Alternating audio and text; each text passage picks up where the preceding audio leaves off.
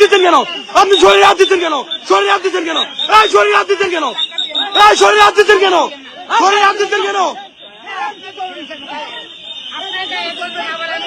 এই গায়ে দিচ্ছেন কেন? এটা হইতে পারে না। এই তো করতেছেন আপনি। না, এটা করতেছেন আপনি না। আপনি শুনেন, নিরাপত্তায় থ্রেট কারা? থ্রেট কারা? নিরাপত্তা থ্রেট কারা? আপনি তাদেরকে না ধরে আপনি আমাদের রাস্তা আটকাচ্ছেন। আপনি হবিগঞ্জে হচ্ছে 144 ধারা দিচ্ছেন, আপনি শ্রীমঙ্গলের রাস্তা আটকাচ্ছেন। আপনি আনলফুল কাজ করতেছেন। তাহলে আপনি আমার কথা বলতেছেন কেন? আপনি তো 144 ধারা দিচ্ছেন, আপনি আইনের লোক না? আপনি আইনের লোক তো। আপনি বলেন কোন আইনে আপনি আমাকে এখানে বাধা দিচ্ছেন? আমরা বুঝতেছি স্যার, আমরা আমাদের সীমানা পার হইলে স্যার আপনি আমাদের হয়তো বড় ধরনের কোনো ক্ষতি হইতে পারে, ক্ষতি হইতে পারে। তাহলে আপনি যদি পারেন সিকিউরিটি দিবেন, যদি না পারেন তাহলে আমরা আমাদের দায়িত্ব নিয়ে আমরা চলে যাবো। এই তারেক কি জানে না? বিপ্লবীরা হারে না। এই বিএনপির সন্ত্রাসীরা, এই বিএনপির সন্ত্রাসীরা। দেখি আপনাদের কত শক্তি আছে। আওয়ামী লীগ বিএনপি সব একাকার করে আপনারা আসুন, দেখি আপনাদের কত সাহস, কত শক্তি আছে। ইনশাআল্লাহ আমাদের পদযাত্রা চলমান থাকবে। তারেক রহমানকে জবাব দিতে হবে। এটা কি তারেক রহমানের সন্ত্রাসী বাহিনী, যেই বাহিনী মানুষের উপরে এইভাবে শুধুমাত্র দ্বিমত করার কারণে, সমালোচনা করার কারণে এভাবে আক্রমণ করতেছে? সালাউদ্দিন আহমেদকে জবাব দিতে হবে। তারা কি এই জিকে গাউসদেরকে এই সন্ত্রাসী কার্যক্রমে ঠিকাদারি দিয়ে রাখছে কিনা, এর বিচার না হওয়া পর্যন্ত আমরা হবিগঞ্জে আছি। যদি পারে আমাদেরকে মেরে ফেলবে, এখান থেকে প্রয়োজনে আমাদের লাশ যাবে। সরকারের কাছে একটাও দাবি, আপনার গুন্ডা বাহিনীর তোরা সামাল দোকা নাইলে কিন্তু এই গুন্ডা বাহিনীর কারণে আপনারা ক্ষমতা থাকতে পারতেন না। গুন্ডা বাহিনী আপনি ঠিক করিলেও যদি ঠিক না করতে পারেন, আপনারা আমরারে হোকা, আমরা গুন্ডা বাহিনী ঠিক করবো ইনশাআল্লাহ। ঘটতে যাচ্ছে হবিগঞ্জে। দর্শক, বাংলাদেশের রাজনীতির কেন্দ্রবিন্দু এখন শুধু ঢাকা কেন্দ্রিক নয়, বরং সেই উত্তাপ এখন দাবানলের মতো ছড়িয়ে পড়েছে বৃহত্তর সিলেটের প্রবেশদ্বার হবিগঞ্জের রাজপথে। আমরা যে কাগজের স্বরাষ্ট্রমন্ত্রী দেখছি, এই কাগজের স্বরাষ্ট্রমন্ত্রী সালাউদ্দিন, উনার আমার মনে হচ্ছে আগামী 6 মাসের মধ্যে প্যান্ট খুলে যেতে পারে। বাংলাদেশের আইন শৃঙ্খলার যে অবস্থা, বাংলাদেশে বিএনপি তার সন্ত্রাসী বাহিনী দিয়ে যেভাবে জনগণ এবং ভিন্ন মতের উপর হামলা চালাচ্ছে, বাংলাদেশের জনগণের সালাউদ্দিন সাহেবের প্যান্ট খুলে ফেলবে। অবিলম্বে তাকে পদত্যাগ করতে হবে। তিনি দায়িত্ব পালনে ব্যর্থ হয়েছেন এবং নতুন যোগ্য দায়িত্ববান ব্যক্তিকে বসাতে হবে, যিনি ক্রাইমে আন্তর্জাতিক ট্রাইব্যুনালের মাধ্যমে বিচার নিষ্পন্ন করবেন এবং দল হিসেবে আওয়ামী লীগকে নিষিদ্ধ করার সকল ব্যবস্থা নিশ্চিত করবে। আসসালামু আলাইকুম দর্শক, খুবই গুরুত্বপূর্ণ এবং আকর্ষণীয় কিছু সংবাদ নিয়ে আপনাদের সম্মুখে হাজির হয়েছি। দর্শক, ভিডিও শুরুতেই আশা করি প্রত্যেকটা ভিডিও ফুটেজের অংশ বিশেষ আপনারা একটু মনোযোগ সহকারে শুনেছেন এবং দেখেছেন। হ্যাঁ, দেখে শুনে বুঝতেই পারছেন যে আজকের এই ভিডিওটি কতটুকু গুরুত্বপূর্ণ এবং আকর্ষণীয়। কেননা ভিডিওর শুরুতে যে এই ছোট্ট ছোট্ট ভিডিওর অংশ বিশেষগুলো আপনারা দেখেছেন, সেগুলো দিয়েই আজকের এই ভিডিওটি সাজানো, আজকের এই এপিসোডটি সাজানো। তাই ধৈর্য সহকারে মনোযোগ দিয়ে পুরো ভিডিওটি দেখতে থাকুন, অনেক কিছু জানতে পারবেন ভাই, অজানা কিছু কথা। তো চলুন তাহলে কথা না বাড়াই, একটা লাইক দিয়ে মূল নিউজে চলে যাবো। তার আগে বলবো, যারা এখন পর্যন্ত আমাদের এই চ্যানেলটি সাবস্ক্রাইব করেন, প্রতিনিয়ত এই ধরনের গরম গরম টাটকা খবর পেতে আমাদের এই চ্যানেলটি সাবস্ক্রাইব করবেন। যারা করেছেন ধন্যবাদ। চলুন একটা লাইক দিয়ে মূল নিউজে চলে যাই। একজন ভাইয়ের চোখে রড দিয়ে যখন গুঁতা মারছে, তার চোখ বের হয়ে আসার মতো অবস্থা। হবিগঞ্জের রাস্তায় জাতীয় নাগরিক পার্টির বড় নেতা নাসির উদ্দিন পাটোয়ারি এবং সার্জিস আলমের ওপর যে হামলা হলো তা মোটেও কোনো সাধারণ ঘটনা নয়। রাজনৈতিক হিসাব মেলালে সোজা কথা, এটি আসলে হাদির পর এবার পাটোয়ারিকে চিরতরে রাজনীতির মাঠ থেকে বিদায় করার এক বিশাল লুকানো ছক। তবে এই ফন্দি ফাঁস হওয়ার পর রাজনীতির মাঠে এখন অন্য লেভেলের গরম হাওয়া বইছে। ভেতরের খবর হলো, এই ঘটনার পর চরম অ্যাকশনে নেমেছেন খোদ তারেক রহমান। ছাত্রদলের ছেলেদের পেছন থেকে উস্কে দেওয়া বিএনপির বাঘা বাঘা নেতাদের তিনি রীতিমতো কানমলা দিয়ে সোজা করার নির্দেশ দিয়েছেন। এই কারণটা একেবারে পানির মতো পরিষ্কার। 2024 সালে হাসনাত আর সার্জিসের মতো তরুণ নেতাদের সঙ্গে পাঙ্গা দিতে গিয়েই শেখ হাসিনাকে তার 15 বছরের ক্ষমতার গদি ছেড়ে ভারতে পালাতে হয়েছিল। এরপর 2025 সালে ওসমান হাদি যখন শহীদ হন, তখন পুরো দেশ কিভাবে ক্ষোভে ফেটে পড়েছিল তা সবাই জানা আছে। তারেক রহমান রাজনীতির মাঠে বেশ চালু একজন খেলোয়াড়। তিনি খুব ভালো করেই জানেন, তরুণদের আইডলদের গায়ে হাত পড়লে সাধারণ মানুষের রাগ কোনোভাবেই সামলানো যাবে না। তাই দলের কোনো নেতা যদি পাটোয়ারিকে টার্গেট করার মতো বড় ভুল করে বসে, তবে সেই ভুলের ফাঁদে তারেক রহমান একদমই পা দেবেন না। বরং তিনি নিজের দলের ভেতরেই নেতাদের সাইজ করে ছাড়বেন। হবিগঞ্জ আসলে কার ইশারায় এই হামলা চলেছিল, তার উপস্থিতি বা পরিস্থিতি সামলাতে তারেক রহমান কিভাবে নিজ দলের নেতাদের কপাল পোড়ানোর ব্যবস্থা করেছেন, তার ভেতরের আসল খবর জানলে কিন্তু আপনি চমকে উঠবেন। এই পুরো ঘটনার নাড়ি ভুড়ি বুঝতে হলে আমাদের ফিরে যেতে হবে মঙ্গলবারের দিনের শুরুতে। উপলক্ষ ছিল জুলাই জাগরণ পদযাত্রা। জাতীয় নাগরিক পার্টির নেতারা ঠিক এই উদ্দেশ্যে হবিগঞ্জে পা রাখেন। মঙ্গলবার সকালে আজমেরীগঞ্জ উপজেলা সদরে অত্যন্ত শান্ত উৎসবমুখর পরিবেশে তাদের এই বিশাল কর্মসূচি পালিত হয়। সেখানে কোনো ধরনের ঝামেলা বা হট্টগোলের ছিটে ফোঁটাও ছিল না। মানুষ বেশ খুশি মনে দলে দলে ছুটে আসায় পুরো পরিবেশটা ছিল একদম স্বাভাবিক। এরপর বিকেল 4:30টায় জেলা শহরের সাইফুর রহমান টাউন হলের সামনে তাদের বিশাল একটা সমাবেশ হয়। সেই সমাবেশটিও ছিল একদম সহজ সুন্দর, আর সেখানেও সাধারণ মানুষ দলে দলে যোগ দেওয়ায় বড় রকমের ভিড় তৈরি হয়। সাধারণ মানুষের এই বিশাল ঢল দেখে স্থানীয় পুরনো রাজনৈতিক দলগুলোর হাওয়া তখন থেকেই টাইট হতে শুরু করে। সবার মনে একটি কাঁপুনি ধরে যায়। নতুন এই তরুণদের দল বোধহয় তাদের পায়ের তলার মাটিটা কেড়ে নিচ্ছে।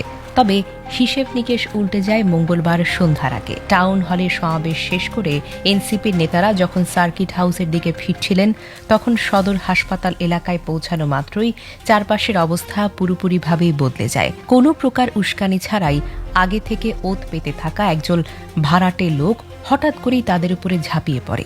এটি কোনো সাধারণ ধাক্কাধাক্কি বা স্লোগানবাজি ছিল না। যারা হামলা করেছিল তারাও কোনো সাধারণ কর্মী ছিল না। তারা একেবারে নিখুঁত ছক কষে মাঠে নেমেছিল, যেন নতুন রাজনৈতিক শক্তিকে শুরুতেই চরমভাবে শিক্ষা দিতে পারে। এরপর চারিদিক থেকে বৃষ্টির মতো ইট পাটকেল নিক্ষেপ শুরু হয়। ধাওয়া পাল্টা ধাওয়ার মধ্য দিয়ে চারপাশের পরিস্থিতি এমন এক ভয়ঙ্কর রূপ নেয় যে নাসির উদ্দিন পাটোয়ারি এবং সার্জিস আলম সহ বড় নেতাদের নিজেদের যান বাঁচাতে এদিক ওদিক ছুটতে হয়। অন্যদিকে হামলাকারীরা এতটাই বেপরোয়া ছিল, তারা মিডিয়ার গাড়ি এবং পাটোয়ারির গাড়ি ভেঙে একেবারে চুরমার করে দেয়। এমনকি গাড়ির উপরে উঠে রড দিয়ে পিটিয়ে গ্লাস ভেঙে এক ভয়ের রাজত্ব কায়েম করে। প্রাণ বাঁচাতে এনসিপির নেতারা এক পর্যায়ে বাধ্য হয়ে সোনালী ব্যাংকের কেন্দ্রীয় শাখার ভেতরে গিয়ে আশ্রয় নেন। কিন্তু আক্রমণকারীদের দাপট সেখানেও থামেনি। তারা ব্যাংকটি চারিদিক থেকে ঘিরে ফেলে ভয়াবহ পরিস্থিতি তৈরি করে, যেন হলিউডের কোনো গ্যাংস্টার মুভির অ্যাকশন সিন করছে। আর সবচেয়ে আশ্চর্যের বিষয় হলো, এত বড় একটা তাণ্ডব চলার সময় পুলিশ একেবারেই কাছেই উপস্থিত ছিল। অনেকে বলছেন পুলিশ সেখানে ঝামেলা থামানোর বদলে একেবারে কঠোর পুতুলের মতো নীরবে দাঁড়িয়ে থেকে আক্রমণকারীদের এই ভয়ঙ্কর তাণ্ডব দেখছিল, যা পুলিশের কাজ নিয়ে অনেক বড় একটা প্রশ্ন তুলেছে। এই অতর্কিত হামলায় জাতীয় নাগরিক পার্টির অন্তত 20 জন নেতাকর্মী মারাত্মকভাবে আহত হন। বেধড়ক মারধরের শিকার হয়ে অনেকেরই হাত ভেঙে যায়, অনেকেই তো মাথায় গভীর আঘাতও পান। এমনকি একজনের চোখে এমনভাবে আঘাত করা হয়েছে যে তার দৃষ্টিশক্তি নিয়ে বড় ধরনের ভয় দেখা গিয়েছে। সবচেয়ে নিষ্ঠুর ঘটনা ঘটে ঠিক এর পরপরই। আহত এই মানুষগুলোকে যখন চিকিৎসার জন্য হাসপাতালে নিয়ে যাওয়ার চেষ্টা করা হয়, ঠিক সেই সদর হাসপাতালের সামনেই দ্বিতীয় দফায় বিশাল এক মারামারি শুরু হয়। হাসপাতালের গেটের সামনে এমন নোংরা হামলা ভাবাই যায় না। যাদের জান যায় অবস্থা, তাদের উপর হাসপাতালের দরজায় গিয়ে হামলা করার মতো জঘন্য কাজ যারা করতে পারে, তাদের আসল টার্গেট কি হবে তা বুঝতে পারতে কিন্তু বুদ্ধি লাগে না। তারা শুধু ভয় দেখাতে আসেনি, বরং প্রতিপক্ষকে গায়ের জোরে চিরতরে পঙ্গু করে দেওয়ার জন্যই এই নোংরা খেলা খেলেছে। এত বড় একটি হামলার পর রাজনীতির মাঠে শুরু হয়েছে একের পর এক দোষারোপ। জাতীয় নাগরিক পার্টির জেলা শাখার আহ্বায়ক আবু হেনা মোস্তফা কামাল অত্যন্ত কড়া ভাষায় জানিয়ে দিয়েছেন, এই হামলার জন্য ছাত্র দলের নেতারাই পুরোপুরিভাবে দায়ী। তার জোরালো দাবি, ছাত্র দলের নেতারাই মূলত আড়ালে আবডালে বসে এই পরিকল্পিত হামলার মাস্টার প্ল্যান সাজিয়েছিল। কিন্তু এই দাবির বিপরীতে জেলা ছাত্র দলের সভাপতি শাহ রাজীব যে চতুর জবাব দিয়েছেন, তা শুনে সবাই রীতিমতো তাজ্জব বনে গেছেন। শাহ রাজীব অত্যন্ত চালাকির সাথে হামলার দায় পুরোপুরিভাবে অস্বীকার করেছেন। তিনি তিনি উল্টো যাদের উপর হামলা হয়েছে তাদেরই দোষারোপ করে বসেন। কিন্তু সাফ সাফ জানিয়ে দেন, হবিগঞ্জ শহরে যদি কেউ এসে উল্টাপাল্টা বক্তব্য দিয়ে শহরকে গরম করতে চায় তবে তার দায়ভার তাকেই নিতে হবে। তার এই কথার সোজা মানে হলো হামলাটি কোনো দলের নির্দেশে হয়নি, বরং সাধারণ মানুষ রাগ করে এই হামলা করেছে। শাহ রাজীবের এই গলাবাজি আর চতুর মুক্তিকে রাজনীতির হিসাব রক্ষকরা সির্ফ মানুষকে ঘোল খাইয়ের ফন্দি হিসেবে মনে করেছেন। বাংলাদেশের রাজনীতিতে যখনই বড় ধরনের কোনো হামলার ঘটনা ঘটে তখনই বিক্ষুব্ধ জনতা নামক একটি কাল্পনিক ঢাল ব্যবহার করা হয় নিজেদের পিঠ বাঁচাতে। কিন্তু সাধারণ মানুষ কি হঠাৎ করে এত সুন্দর ছক কষে কোনো নেতার উপর ঝাঁপিয়ে পড়তে পারে? সাধারণ মানুষ কি কখনো হাসপাতালের সামনে গিয়ে আহতদের উপর দ্বিতীয় দফায় হামলার মতো মাস্টার প্ল্যান তৈরি করতে পারে? মূলত এগুলো আসলে পলিটিক্যাল গেম ছাড়া আর কিছুই নয়। স্থানীয় বিএনপির মাতব্বররা নতুন নতুন দলগুলোকে একটি কড়া মেসেজ দিতে চাইছে। তারা বোঝাতে চাইছে পুরনো আধিপত্যের এলাকায় অন্য কোনো নতুন দলের মাতব্বরই তারা কোনোভাবেই সহ্য করবে না। 2026 সালের বর্তমান রাজনৈতিক অবস্থা খুঁটিয়ে দেখলে মনে হয় দেশে এখন একটি বড় ধরনের রাজনৈতিক গ্যাপ বা ফাঁকা জায়গা বিরাজ করছে। জুলাই মাসের বিশাল আন্দোলনের পর দেশের তরুণ সমাজ এবং সাধারণ মানুষ পুরনো ধাঁচের রাজনীতির বাহিরে গিয়ে নতুন কোনো রাস্তার খোঁজ করছে। আর ঠিক এই সুযোগটাই দারুণভাবে কাজে লাগিয়েছে জাতীয় নাগরিক পার্টি বা এনসিপি। তারা সাধারণ মানুষের, বিশেষ করে তরুণ প্রজন্মের মনের কথা বুঝতে দারুণভাবে সফল হয়েছে। প্রতিষ্ঠিত পুরনো দলগুলোর জন্য এটাই এখন সবচেয়ে বড় মাথা ব্যথার কারণ। নতুন কেউ এসে রাজনীতির মাঠ দখল করে নিলে পুরনো নেতাদের গদি হারানো একেবারেই নিশ্চিত। পাটোয়ারি এবং সার্জিস আলমরা যখন সারা দেশে ঘুরে ঘুরে নতুন প্রজন্মের মধ্যে এক দারুণ জাগরণ তৈরি করছেন, তখন পুরনো সিন্ডিকেটগুলো নিজের গদি বাঁচানো নিয়ে রীতিমতো কপাল চাপড়াচ্ছে।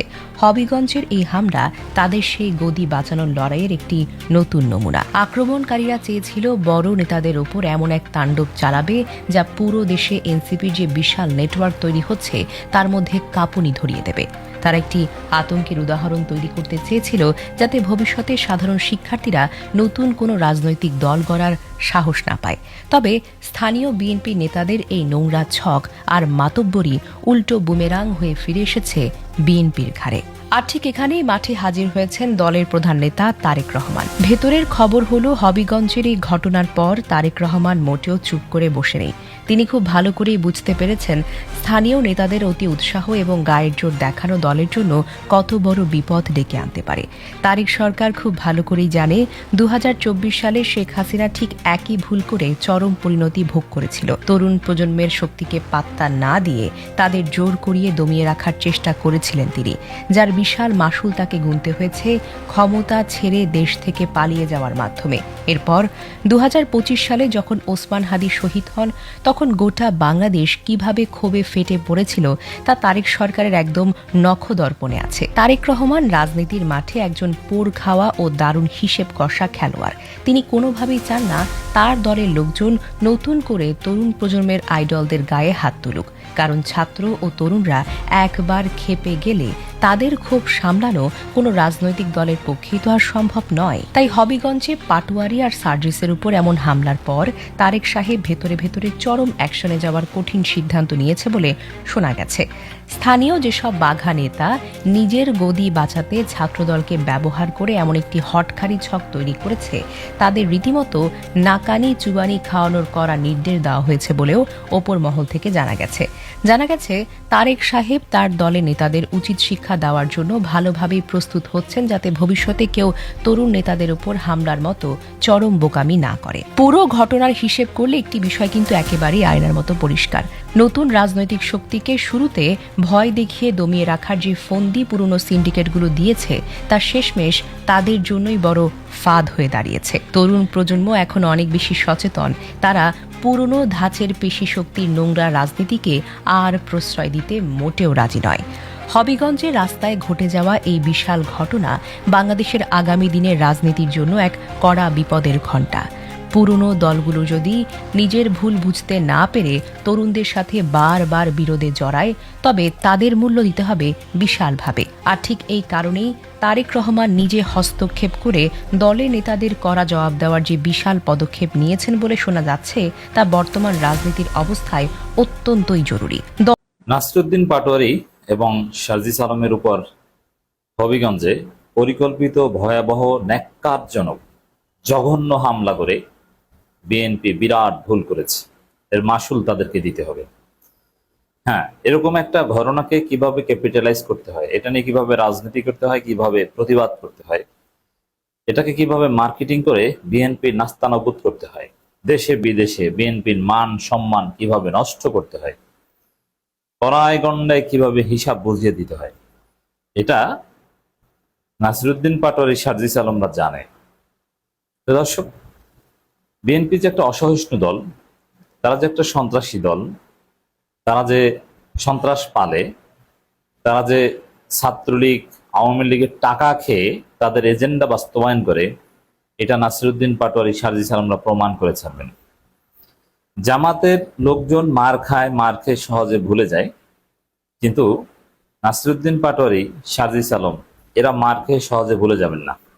এরা কিন্তু ভবিষ্যৎ আওয়ামী লীগ। ভবিষ্যৎ আওয়ামী লীগ বলতে আওয়ামী লীগ যেরকম বাংলাদেশের বড় দল ছিল এবং তারা মনে করতো যে এই বাংলাদেশটা আমরা স্বাধীন করেছি, আমাদের অধিকার রয়েছে, স্পেশালি এটা মনে করে তারা ফেসিস্ট হয়ে উঠেছিল। তো এনসিপি হয়তো ফেসিস্ট হবে না, কিন্তু তারা বাংলাদেশটা স্বাধীন করেছে, ওদের নেতৃত্বেই হাসিনার পতন হয়েছে, এই ফিলিংস কিন্তু ওদের আছে। অতএব আওয়ামী লীগ নাই, আওয়ামী লীগের মতো বড় দল কিন্তু ভবিষ্যতে এনসিপি। তো এনসিপি এর কড়ায় গণ্ডায় হিসাব নেবে। দর্শক, এই হামলার সময় জয় বাংলা স্লোগান দেওয়া হয়েছে এবং সরাসরি ছাত্রদল যুবদলের লোকজন এই হামলায় অংশগ্রহণ করেছে। তাহলে বিষয়টা কি দাঁড়ালো? এবং আরো অনেক রহস্য, আরো অনেক সন্দেহ সংশয় এই হামলাকে কেন্দ্র করে সামনে আসছে। শাহাবুদ্দিন চুপ্পুকে সেফ এক্সিট দিতে, জনগণের আলোচনা, জনগণের দৃষ্টি শাহাবুদ্দিন চুপ্পু থেকে ভিন্ন দিকে ফেরাতে এই হামলা হয়ে থাকতে পারে। শুধু নাসিরউদ্দিন পাটোয়ারি কিংবা সার্জিস আলম নয়, যশোরে জামাত এমপির ঘটনা, হবিগঞ্জে সার্জিস নাসিরউদ্দিন পাটোয়ারিদের ঘটনা, এগুলো পুরোটাই, বিশেষ করে যেহেতু জামাত এনসিপি তারাই শাহাবুদ্দিন চুপ্পুর সেফ এক্সিটের বিরোধিতা করছে এবং স্বরাষ্ট্রমন্ত্রী নিজে সেফ এক্সিট দিতে চাচ্ছেন, অতএব চুপ্পুকে সেফ এক্সিট দেওয়ার পেছনে এখন প্রধান বাধা জামাত এনসিপি। তারা ওয়াচডগের ভূমিকা পালন করছে যে না, শাহাবুদ্দিন চুপ্পুকে সেফ এক্সিট দেওয়া যাবে না। এই কারণে জামাত এনসিপিকে যদি মার দিয়ে তাদেরকে ওই মাইন নিয়ে ব্যস্ত রাখা যায়, এই ফাঁকে জনগণের দৃষ্টি যদি চুপ্পু থেকে সরে যায়, আর এক ফাঁকে যদি তাকে সেফ এক্সিট দেওয়া হয়, চুপ্পু কিন্তু পাগল হয়ে আছেন। তিনি বারবার বলছেন বিএনপির যাদের সাথে সমঝোতা হয়েছে তাদেরকে যে বাবারা, আমি তো বঙ্গভবনও ছাড়লাম, আমি চাইলে 1 মাস থাকতে পারতাম, তো এখন আমাকে বিদেশ যেতে দাও, এখন আমাকে বিদেশ যেতে দাও। এরকম চলছে দর্শক। তো এতে বিএনপির এরকম কোনো মোটিভ যদি থেকে থাকে যে চুপ্পুকে সেফ এক্সিট দিতে, যশোরে এই ঘটনা, হবিগঞ্জে এই ঘটনা, এতে কাজ হবে না। চুপ্পুকে সেফ এক্সিট দিলে জনগণ ফুসে উঠবে এবং সেফ এক্সিট দেওয়া যাবে না, সালাউদ্দিন আহমেদের চেয়ার টিকবে না। আর এগুলোর পেছনে এই যে হবিগঞ্জে এনসিপি ছাত্রদলের উপর হামলা করার সুযোগ দেয়া কিংবা যশোরে জামাত এমপির বাসভবনে মত করার সুযোগ দেয়া, এটা কিন্তু সব পরিকল্পিতভাবে পুলিশের উপস্থিতিতে হয়েছে। এবং ভেরি ইন্টারেস্টিং, হবিগঞ্জের হামলার সময় নাকি জয় বাংলা স্লোগান শোনা গেছে, কিন্তু সরাসরি প্রকাশ্যে বিএনপির লোকজন হামলা করেছে এবং বিএনপির লোকজন এই হামলার পক্ষে বৈধতা উৎপাদন করছে। হবিগঞ্জে নাকি বিএনপির কোন এক গৌস কুতুব আছে, সেই গৌস কুতুবের বিরুদ্ধে নাকি ওরা সমালোচনা করেছে, এই কারণে তার লোকজন হামলা করেছে। এটা বিএনপির একজন এমপি এই বক্তব্য শেয়ার করেছে যে জনগণ কি চুমু দেবে তাদেরকে? হ্যাঁ, হবিগঞ্জে যে আমাদের গৌস কুতুবের বিরুদ্ধে বলো, আর হবিগঞ্জের লোকজন কি তোমাদেরকে নির্বিঘ্নে আসতে দিবে? এর মানে হামলার পক্ষে সরাসরি বৈধতা উৎপাদন বিএনপির এমপিরা করছে। কিন্তু সেখানে জয় বাংলা স্লোগানের খবর আমরা পাচ্ছি কেন? ওই চুপ্পুর সাথে এই ঘটনার সম্পর্ক আছে, কিন্তু বিএনপি ভুল করলো। এখানে সার্জিস, নাসিরউদ্দিন পাটোয়ারি এরা অলরেডি দেশব্যাপী কর্মসূচি ঘোষণা করেছে, বিক্ষোভ মিছিল ঘোষণা করেছে, সেটা অনুষ্ঠিত হবে। এবং এরপর সার্জিস আলম সরাসরি ছাত্রদল যুবদলকে দায়ী করেছেন এবং সার্জিস আলম বলেছিলেন যে ছাত্রদল যুবদলে চালানো আমরা বিচার না হওয়া পর্যন্ত আমরা হবিগঞ্জে আছি। যদিও পুলিশ তাদেরকে আশ্বাস দিয়েছে, সরকারের পক্ষ থেকেও কেউ কেউ আশ্বাস দিয়েছে, যার ফলে পুলিশ পাহারায় তারা হবিগঞ্জ থেকে মৌলভীবাজারে গিয়েছে। তো ওরা কিন্তু রুখে দাঁড়িয়েছিল, ওরা হবিগঞ্জে অবস্থান করেছিল, মার খেয়ে কিন্তু ওদের হুঙ্কার গর্জন বেড়ে গিয়েছে। আর নাসিরউদ্দিন পাটোয়ারি কি জিনিস এটা তো পুরো জাতি জানে। এখন নাসিরউদ্দিন পাটোয়ারিদের, সার্জিস আলমদের মুখ বন্ধ করতে এই ধরনের হামলা, হ্যাঁ, এর অন্য একটা ইন্টেনশন হয়তো আছে, চুপ্পুকে সেফ এক্সিট দেওয়া, কিন্তু এতে কি নাসিরউদ্দিন পাটোয়ারিদের মুখ বন্ধ হবে? না, তারা আরো বেড়ে যাবে। এতদিন সালাউদ্দিন আহমেদকে তো মাননীয় স্বরাষ্ট্রমন্ত্রী বলতেন, এখন তাকে কেউ আমরা মাননীয় বলতে চাই না। কারণ যে জুলাই যোদ্ধাদের, যাদের কারণে সালাউদ্দিন আহমেদ বাংলাদেশে এসে স্বরাষ্ট্রমন্ত্রী হতে পেরেছিলেন, যাদের কারণে তারেক রহমান বাংলাদেশে এসে প্রধানমন্ত্রী হতে পেরেছে, তাদের জীবনের নিরাপত্তা রক্ষা করতে পারছে না। সেই জুলাই যোদ্ধাদের চোখ উপড়ে ফেলেছে বিএনপি সন্ত্রাসীরা। সেই জুলাই যোদ্ধাদের কারো হাত ভেঙে ফেলেছে, পা ভেঙে ফেলেছে। কি বিভৎস রক্তাক্ত দৃশ্য হবিগঞ্জে আপনারা দেখেছেন। তো এইটা যে স্বরাষ্ট্রমন্ত্রী আন্ডারে এটা ঘটে, তার দলের লোকজন করে, পুলিশের উপস্থিতিতে এই হামলা করা হয়েছে। টু ডু ইমাজিন, পুলিশেরা থামাতে পারেনি। সেই পরিস্থিতিতে দর্শক, বিএনপিকে এর মাসুল দিতে হবে এবং সারা দেশ এনসিপি উত্তাল করবে। আর এনসিপির এখানে আরেকটা স্পেশাল দিক আছে, তারা বাস্তবিক পক্ষে তাদের মাঠের শক্তি যাই থাকুক না কেন, তারা অনলাইনে একটা হাইপ তুলতে পারবে, প্রতিবাদের ঝড় তুলতে পারবে এবং এটা নিয়ে রাজনীতি করতে পারবে। এবং ওরা এই বিষয়গুলো খুব সিরিয়াসলি দেখে। ওরা তরুণ, ওদের রক্ত টকবগে, ওরা এর প্রতিশোধ, বিচার যে ভাষায় বলি না কেন এটা আদায় করে ছাড়বে। জামাতের লোকজনের মতো মুরব্বী লোক না, ধৈর্যশীল লোক না ওরা। যেমন যশোর এমপি, জামাতের এমপি, তিনি কিন্তু অলরেডি প্রায় ক্ষমা করে দিয়েছেন, তিনি কোনো পাল্টা প্রতিশোধের ঘোষণা দেননি। জামাতের লোকজন বলেনি যে কারা করেছে আমরা চিহ্নিত করে প্রত্যেককে ঘর থেকে ধরে এনে পেটাবো, পায়ের গোড়ালি থেকে মাথা পর্যন্ত পেটাবো, এরকম কথা কিন্তু বলেনি। কিন্তু এনসিপির ছেলেরা কেমন, এরা এদের প্রত্যেকের ফুটেজ যারা হামলা করেছে আর্কাইভ করে রাখবে। যেদিন সময় আসবে ওদিন ওদেরকে মায়ের দিবে, এতে পুলিশ ধরুক, মামলা করুক, তারপর। This is Nasiruddin Patwari. তো দর্শক, বিএনপিকে এর মাসুল পেতে হবে এবং বিএনপি ভোগান্তির সম্মুখীন হবে এবং স্বরাষ্ট্রমন্ত্রী সালাউদ্দিন আহমেদ ব্যাপকভাবে সমালোচিত হবেন, প্রধানমন্ত্রী ইমেজ নষ্ট হচ্ছে এবং আরো হবে। এবং এই কাজগুলো রাজশাহী বিশ্ববিদ্যালয় সহ বিভিন্ন জায়গায় আওয়ামী লীগের লোকজন উৎসাহের সাথে বিএনপির সাথে এইসব কাজে অংশগ্রহণ করছে। তারা স্যাবোটাজ করে যে কোনো ধরনের লাশ ফেলার চিন্তা করবে, যার মধ্য দিয়ে পরিস্থিতি উত্তপ্ত হবে, এরপরে বোমাবাজি করবে, এর মধ্য দিয়ে পরিস্থিতির ভয়াবহ অবনতি হবে এবং এরপর দেখবেন যে 111 এসে গেছে। আর ভারত, যুক্তরাষ্ট্র এরা তো ষড়যন্ত্র করবেই এবং এক পর্যায়ে দেখবেন আপনারা ভারতীয় মিডিয়াগুলো ভয়াবহ অপপ্রচার চালাচ্ছে এবং বাংলাদেশে হিন্দুদের দুই একটা যদি এইসব সাপোর্টাস করে তারা কিছু করতে পারে, তাহলে তো তারা। দর্শক, আশা করি পুরো ভিডিওটি দেখেছেন। এবার অবশ্যই আপনাদের মূল্যবান মতামত জানাবেন, পারলে ভিডিওটি শেয়ার করে সবাই দেখার সুযোগ করে দিবেন। আর আমাদের এই চ্যানেলে নতুন হলে সাবস্ক্রাইব করবেন। যারা করেছেন ধন্যবাদ জানাই। আজকের মতো এখানে বিদায় নিচ্ছি, দেখা হচ্ছে নতুন কোনো ভিডিওতে। সে পর্যন্ত সবাই ভালো থাকবেন। আল্লাহ হাফেজ।